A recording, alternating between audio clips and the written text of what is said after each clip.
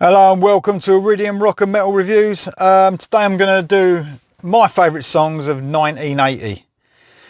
What a great year 1980, such a difference from the late 70s going into the 80s for stuff that I preferred. And some of my favourite albums came out of this year, so it was really hard to... I could have made a list up. I don't want to do too many songs, but I could have made a list up of whole albums, you know, and it was just, oh God, what am I going to do with this? You'll see what I mean when I talk about some of the albums on here. But in the end, I got 12 songs together. It could have been more, but I didn't want to make the video too long, so it's 12. And these are my favourite, remember, these are my favourite songs from that year. And like I said, there's some, oh man, this was hard. But this is my list, so I'll go from my 12th favourite down to my first. There are yet again bands that appear a couple of times, albums that appear a couple of times on this list, but this is a great list. There's some great songs on here. Right, my number 12, Motorhead, We Are the Road Crew. So Motorhead haven't appeared a lot on my lists when it comes to best albums or anything like that, but this was always a standout track for me for Motorhead. I don't know why. The lyrics, I think, it had a bit of a different sound than some of the Motorhead stuff. I know it still had the heaviness and all the vocals were there, exactly the same as any other Motorhead song, but I don't know why. It just, the way it, from the right out of the trap it came to you was great, and the lyrics made me laugh on this. And a lot of these songs that I'm doing on these lists, they're just, they're memories. A lot of it is memories of when I was younger, and they just stick with you, you know, and this was one of the songs I used to listen to all the time, We Are the Road Crew. So that's great. My number 12. My number 11, off Van Halen 2 album. Sorry, Women and Children first album. It's their third album, Take Your Whiskey Home, Van Halen. This is the standout track for me on there. There was a lot of good tracks on this Van Halen album. And The Cradle Will Rock was a good one. It nearly made the list. But Take Your Whiskey Home has got a really cool vibe to it. The lyrics are funny yet again. And this was a bit more of a deeper cut from Van Halen, I think. You know, it wasn't a single or anything like that. But for me, I love that. I love that little riff played by Eddie Van Halen and this, and then Roth obviously spilling out his vocals over it. Really good, my number 11 there. My number 10, Thin Lizzy, Killer on the Loose. So this was off the Chinatown album. And this, I love this song because it had a real menacing feel about it, especially at the time back then in 1980. It was probably a bit risque, you know, the way the lyrics about a serial killer. I think stuff was happening around at that time with the Yorkshire Ripper and stuff like that, and it kicked off a bit in the press about this, and it had a real dangerous sort of feel to it as well. One of the heaviest songs that Thin Lizzy have done, and one of my favourite songs from them as well. Really good, that. My number 9, Iron Maiden, off their debut album, Phantom of the Opera. Yeah, I mean, this was something completely different at the time. Iron Maiden brought something that no other band did. And this, if you recently watched my favourite songs of Iron Maiden, this appeared in that as well. And even on that album, this gave you something a little bit different. They definitely had a lot of a punky sort of feel as well. New wave of British heavy metal and punky sort of feel in the beginning, Maiden. But Phantom of the Opera gave you something, a glimpse of what was to come with them as well. Some amazing musicianship. Apparently one of the hardest songs to play. Apparently, so I've heard Maiden speaking about it. Really difficult song to play. And if you think about it back then, how young they were and writing this sort of song, absolutely brilliant. That's my number 9. My number 8, Whitesnake, Ready and Willing. So I was kicked, like I didn't know what to do. Fall for Your Loving or Ready and Willing. And I think now, if you ask me what I wanted to play, someone said let's put a Whitesnake on, you had the choice between them two, I'd go for Ready and Willing. I just think it's a bit fresher because I think I've heard Fall for Your Loving so much, and now it's a great song. And I definitely prefer Fall for Your Loving, the original version, rather than the one they did later. But Ready and Willing has a different sort of beat to it as well. It's not your normal sort of beat. to a rock song. It gave me something a bit different from Whitesnake as well. Coverdale's vocals on this. I love the Sweet Satisfaction bit when he's, you know, that bit and the way it goes back into the song. Great song by Whitesnake. Around this time, I preferred Whitesnake than the later years. So, especially Coverdale's voice was spot on. My number 7, AC/DC, Have a Drink on Me. So I was fighting myself what songs to put on, what ones to put on my list of the Back in Black album, and you're looking down the list and you think, oh my God, that could be in my list. And like I said, I didn't want to do a list of, you know, Back in Black or a list of other stuff that's to come. But Have a Drink on Me, like I say, it's one of the deeper cuts again. I think it's where you haven't heard it so much and it's still fresher. And everything was good on Back in Black album, but this Have a Drink on Me, I don't know, it's something about that. About the little bit at the beginning with the guitar before the song comes in. Great performance by all the guys in the band, Brian Johnson as well. That's my number 7. My number 6, Scorpions, Make It Real.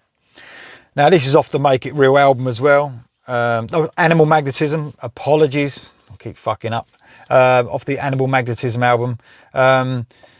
The first track, the single, and this is without doubt for me the standout track on Animal Magnetism. Animal Magnetism for me was a little bit of a step down from Love Drive, even though they would hit better albums later, or in my opinion, better albums.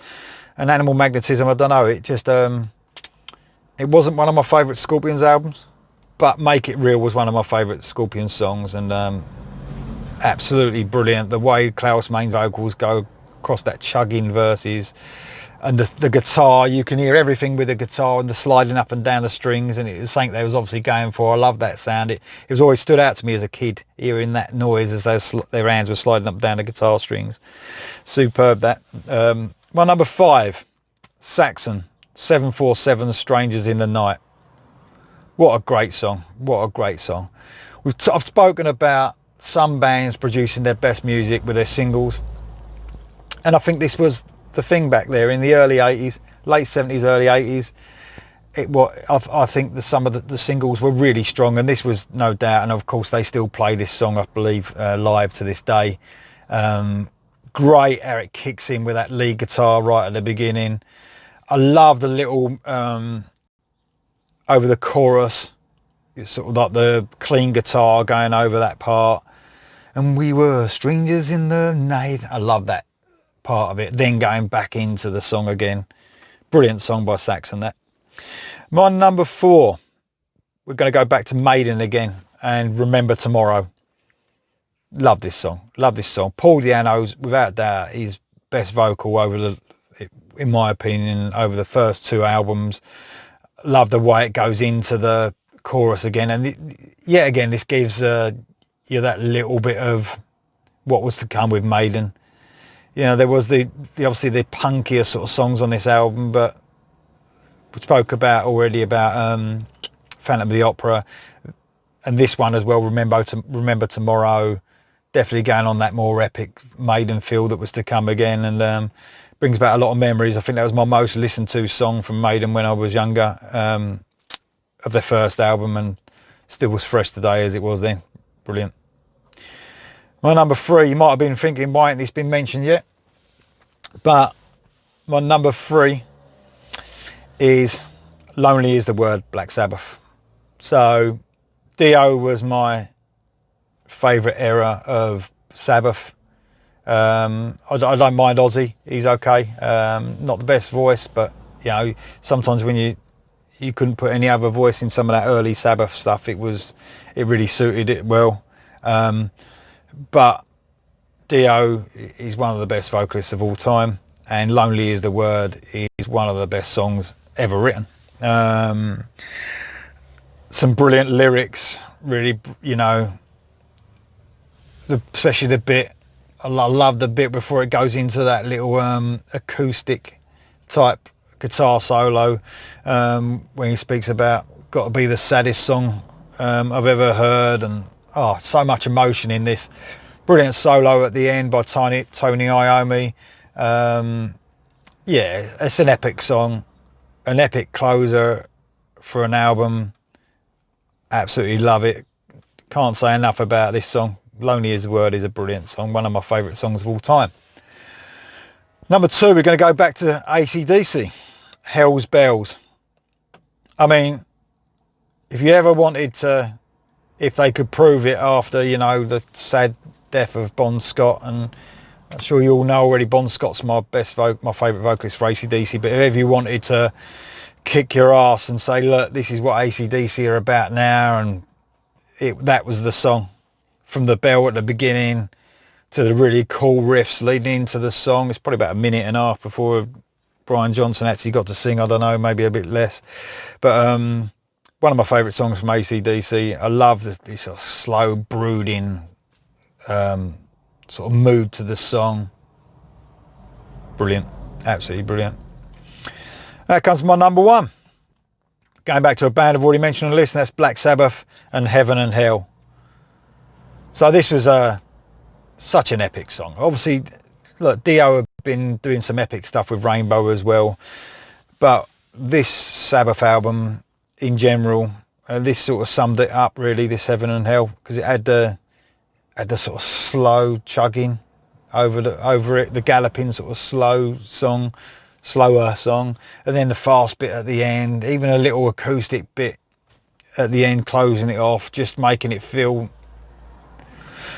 so epic. And you know, what a great song. And like I said, you could play this song to people now, and when you hear Ronnie's voice over that bass and drums over them first verses, you're like, wow, you know, that gives you something, you know, takes you to a place like you've never heard, you know. And so operatic, so, you know, so much drama in that song. It's and lyrically as well, a brilliant song.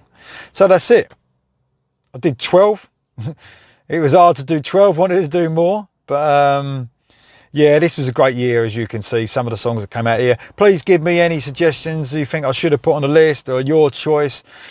Obviously, this is my list. This is my favourites. There's no right or wrong answer here. They what resonate with me mostly, especially when I was younger. But a lot of these songs I play now, you know, I think that's what makes a lot of my lists.